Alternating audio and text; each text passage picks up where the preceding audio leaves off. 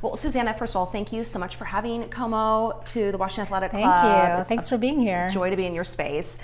Let's talk about you first before we get to all the things that are happening at the club and some of the changes that you are implementing here as the president and CEO, the first woman in history to lead the Washington Athletic Club. Yeah. I want to start with your background. You were born and raised in the Balkans, specifically Croatia. You had to flee with your family during the Balkan conflicts. It was 1991. You were 14 years old.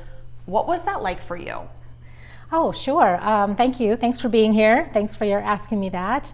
It was definitely, it feels like a different lifetime.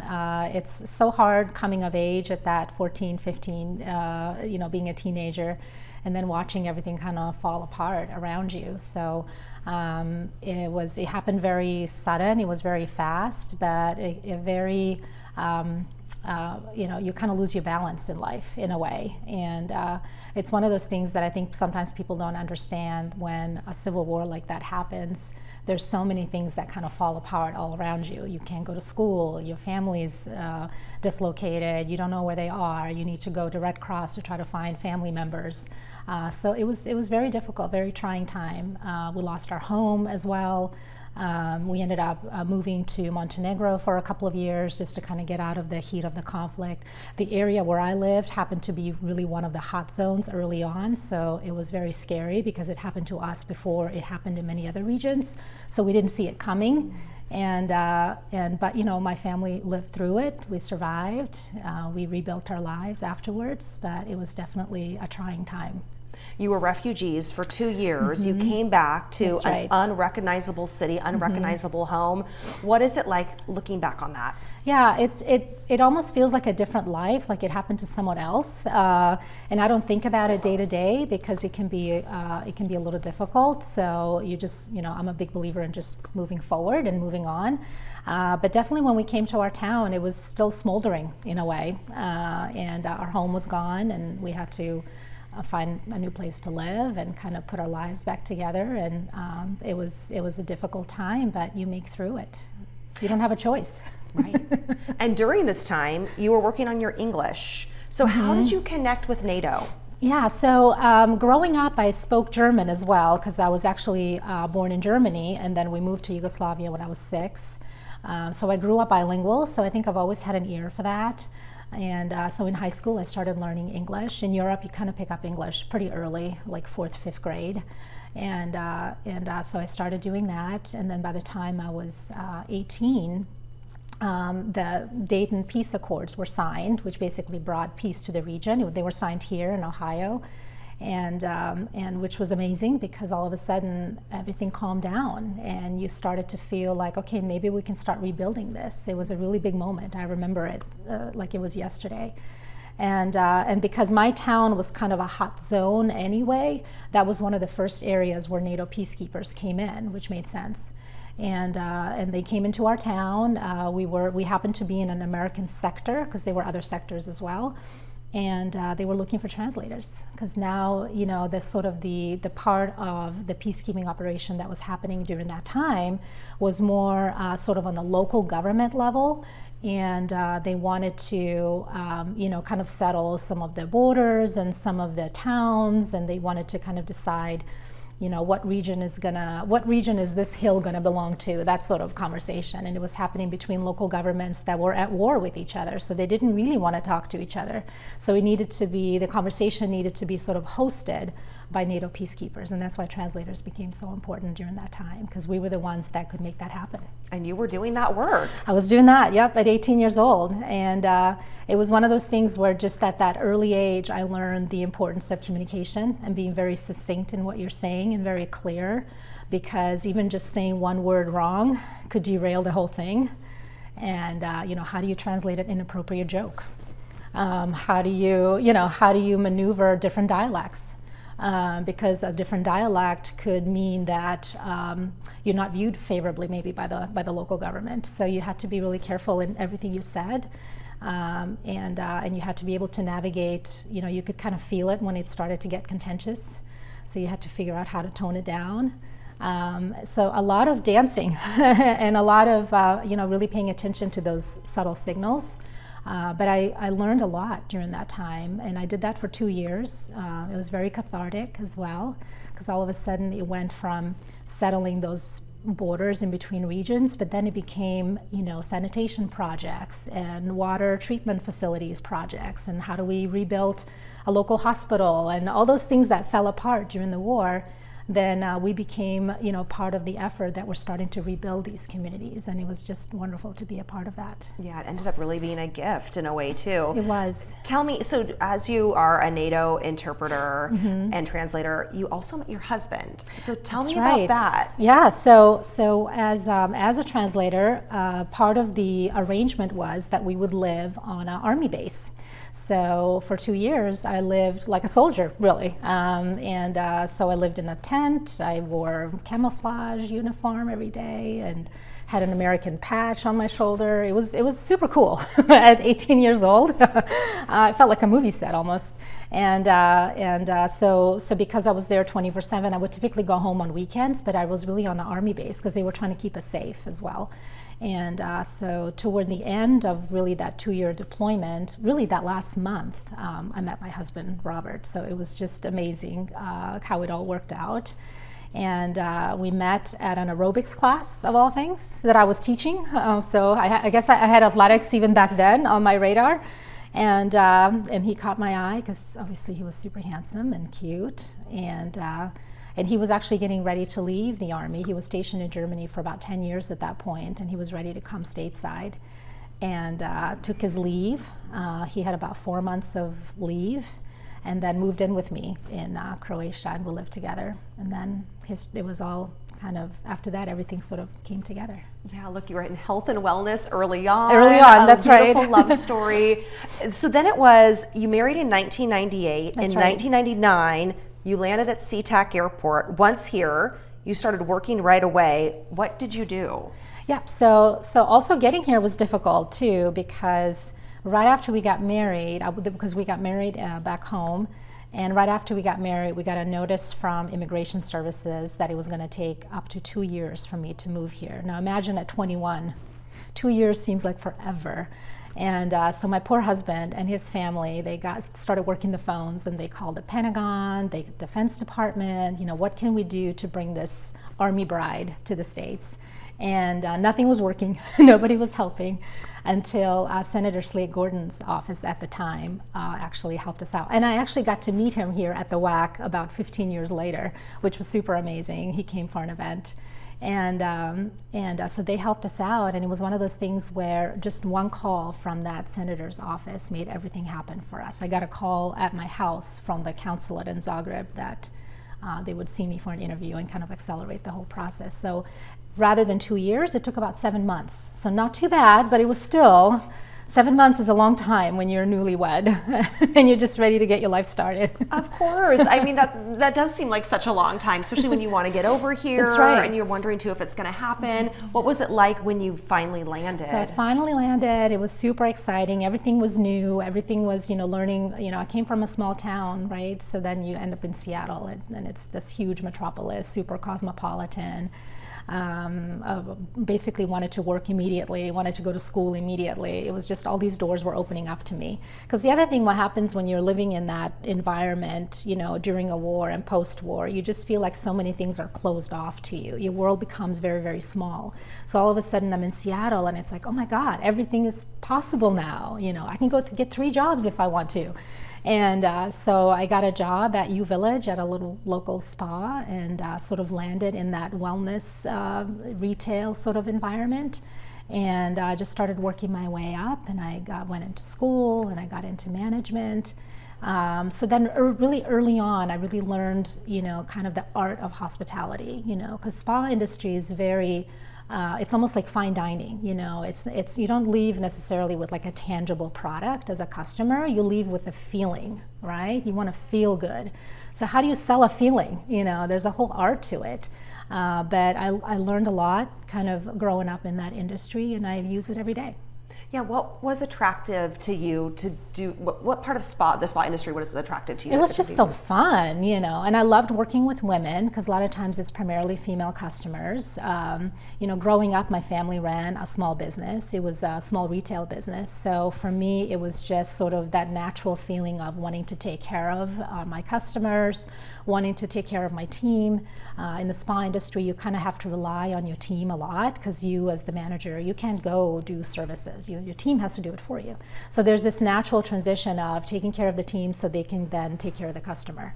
And so I always found it such an interesting dynamic, and I've learned so much during that, and I still use it here every day. You know, hospitality doesn't really change that much.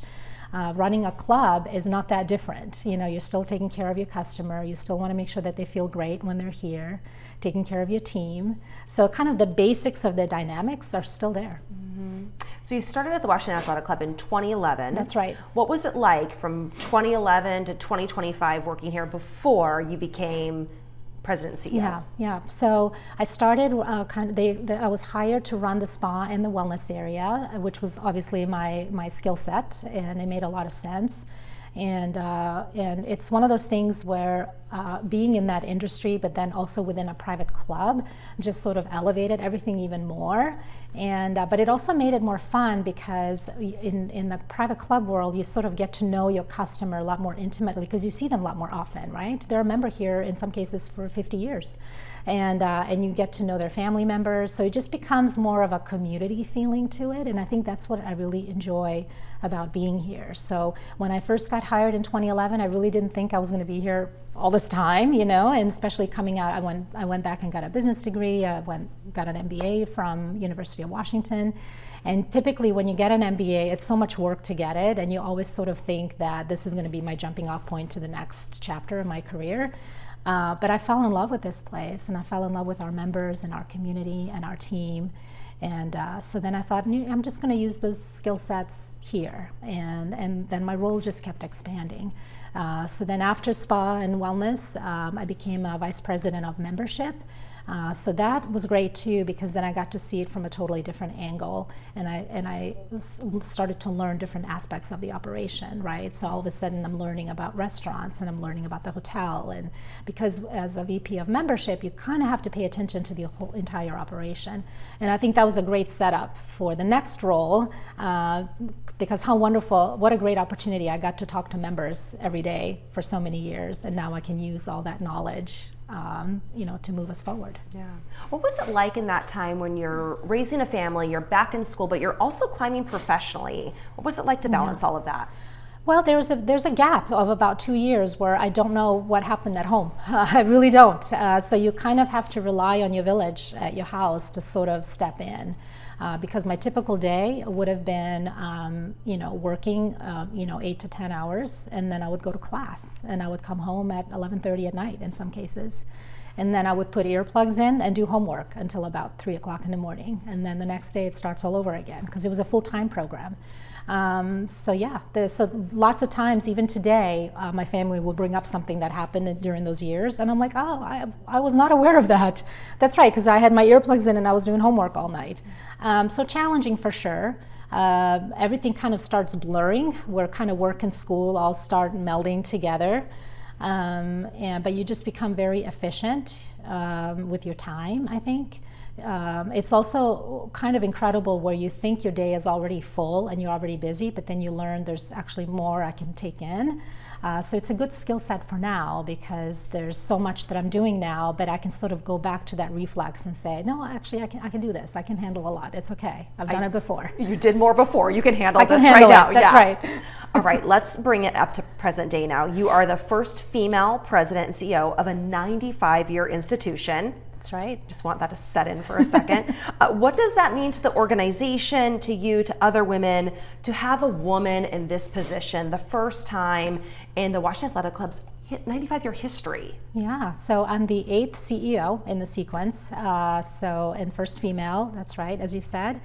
So it's a big honor. I think for me, I think the way women run a business, probably, at least in my experience, it tends to be a lot more holistic. We think about the entire family unit. We think about, how can I meet the needs of my customer? I'm always thinking from the customer point of view.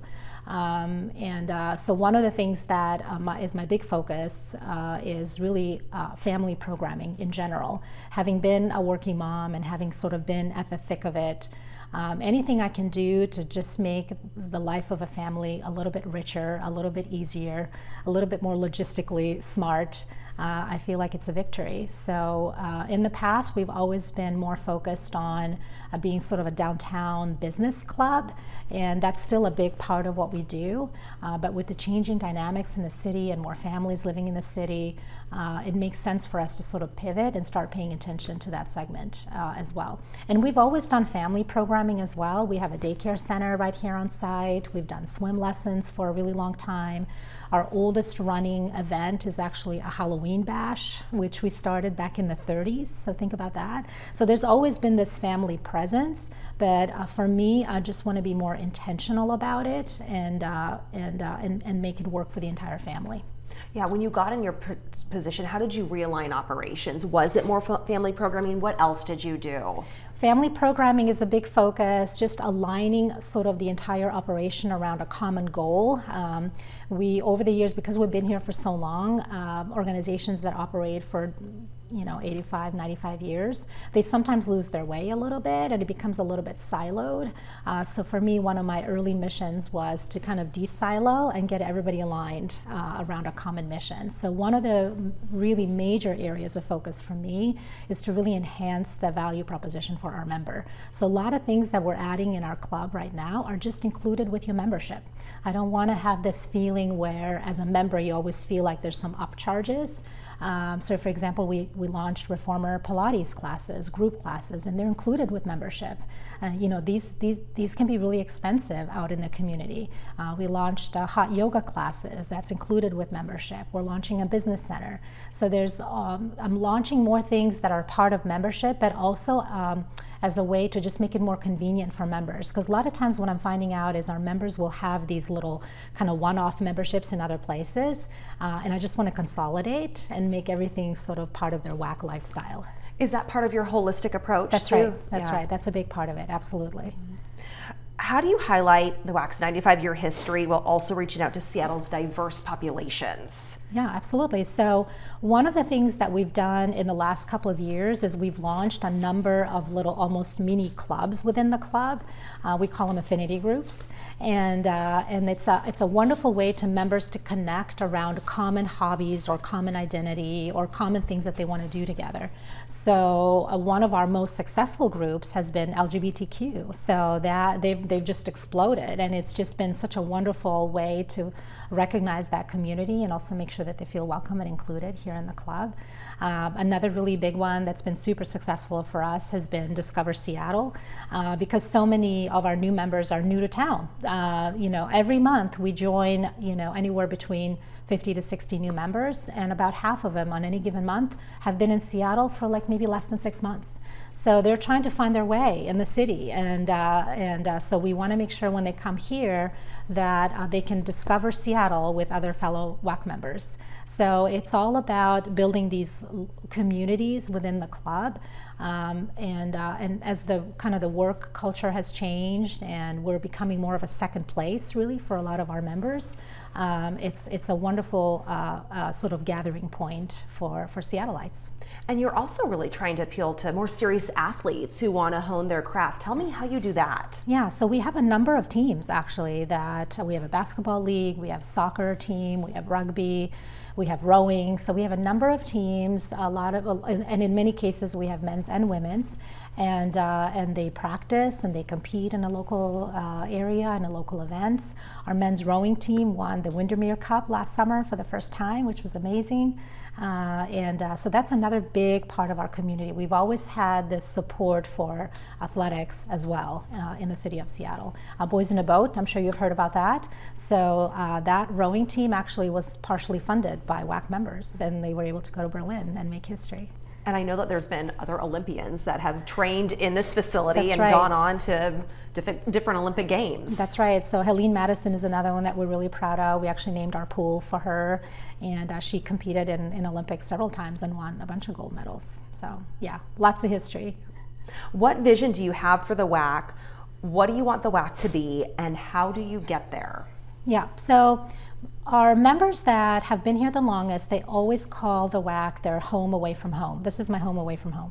And so I want that to be that's our mission. You know, how do we become that gathering spot, that place where our members can come in, escape the craziness of the world that's happening outside, and come in here and just feel recharged and feel like this is the place where they can take care of themselves, their family, build traditions, build those moments in their lives that are important to them. One of the best things about the WAC is that as you grow up as a member, we're here for you for your different stages in your life. So a lot of times, you know, young professionals, they come here because they want to work out and they want to network. And then next thing you know, they're making friends. And then next thing you know, they have a relationship, and maybe they'll host their wedding here, and then their kids are going to be here. So it's just, you sort of see the progression, and I just love being a part of that. And for some of us who have been here a really long time, we just kind of see it over and over and over again.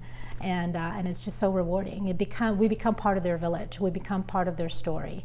And I think that's just wonderful. What is it like getting close to people like that, where you've seen them as kids, you see them as adults, and then you're seeing them in these different stages of life? Yeah, I love it. It's so rewarding, and because how often do we get to see that in other scenarios in our life? You know, we don't really talk to our neighbors as much as we used to. You know, the office culture has been disrupted. So where do you get that? Where do you fill that void? And I think that need for community is so strong. So it's super rewarding, it's super fun. We love seeing our kids grow up. We love to see kind of our young professionals mature and get married and kind of establish their life here, and you know, start a business. All those things that can happen in one's life, we see it here, and then the WAC can support them no matter where they are in their life. We can be there for them. This is where life happens. That's kind of how I see it. With more than $1 million already raised for the WAC Foundation, what are the next major restoration projects planned for the historic clubhouse in the lead up to the 100th anniversary? Yeah, absolutely. Yeah, thanks for asking that. The big focus for us, we're getting ready for our centennial. That will be in 2030. So we plan to invest a lot into our fitness facilities. You know, some of this is a 95-year-old building, and so some things are a little bit more vintage than others, and that's okay. But we want to make sure that we have state-of-the-art fitness facilities. So that will be a big focus for me. A lot of times when new members join the club, they really are joining to find that fitness and wellness sort of to fill that need. But they stay because they make friends and they become part of the community. But the things that gets them in the door is usually our fitness and wellness. So fitness facilities, I want to build a longevity center in the next couple of years where we really focus on your overall health. Again, going back to holistic. We have all of those services right here on site. I just want to make sure that it's really well connected and well cohesive, and it takes care of all of our members at a rate that they need it. So for example, we have nutritionists right here on site. We have personal trainers. We have infrared sauna. We have cryotherapy. We have all the elements are there. I just want to package it better. Yeah, you want this to be their one and only spot, home outside of home, like you mentioned. A little bit of that blue zone lifestyle, right? Yeah. So you have, you know, why do certain areas of the world, you know, function better? And a lot of it comes down to, you know, nutrition, movement, and community. And we have all of that here at the WAC. What is it like to know that you are going to lead the WAC into its 100th year, the centennial celebration? It's a huge honor. I mean, that was actually one of the first things I thought of when they hired me. I thought, oh my God, I'm going to be here for the 100th anniversary. This is fantastic. So it's a huge honor. This is an institution that's been around for a really long time. We've seen generations of Seattleites grow up here, and we want to continue for another 100. Mm-hmm. When people hear Washington Athletic Club, what do you want them to think of instantly? Home away from home. Yeah, absolutely. This is where they can see their kids grow up, where they make their friends, where they celebrate those milestones in their life. You know, you get a promotion, celebrate at the WAC. You're having an anniversary party, celebrate here. And because we're here to take care of them. Suzana, thank you so much.